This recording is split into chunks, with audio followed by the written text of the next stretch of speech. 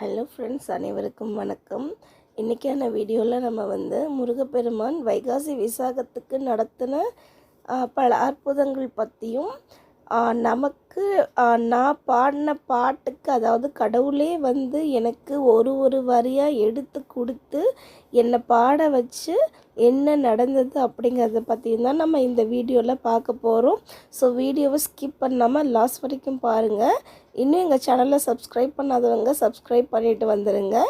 பக்கத்தில் இருக்கிற பெல் பட்டனையும் ப்ரெஸ் பண்ணிடுங்க. வாங்க வீடியோக்குள்ளே போகலாம். ஆனால் நீங்கள் கண்டிப்பாக அந்த வீடியோவில் இருக்கிற சாங் கேட்டிருப்பீங்கன்னு நான் நினைக்கிறேன்.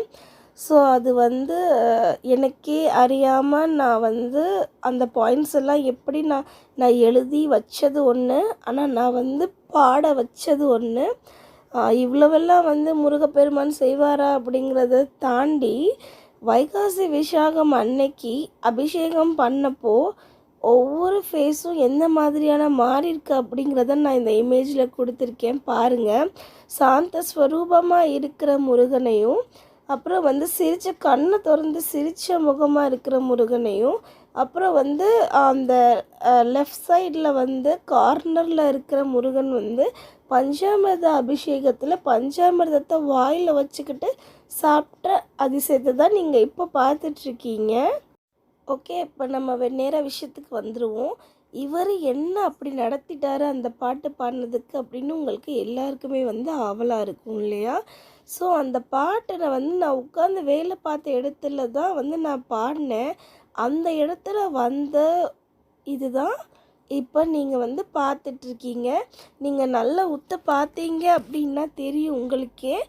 அப்படி அந்த கதவோட தூசியில் அப்படியே முருகனோட உருவம் ஒரு சைடு இது என்ன சேவல் கொடியோடையும், இன்னொரு சைடு வேலோடையும் ஓம் அப்படிங்கிற எழுத்தில் தத்ரூபமாக காட்சி கொடுத்துருக்காரு.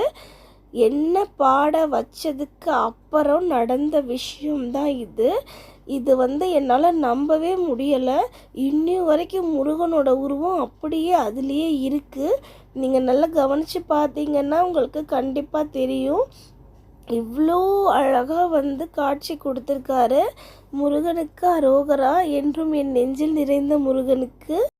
அப்புறம் இன்னொரு உண்மையும் சொல்லணும்.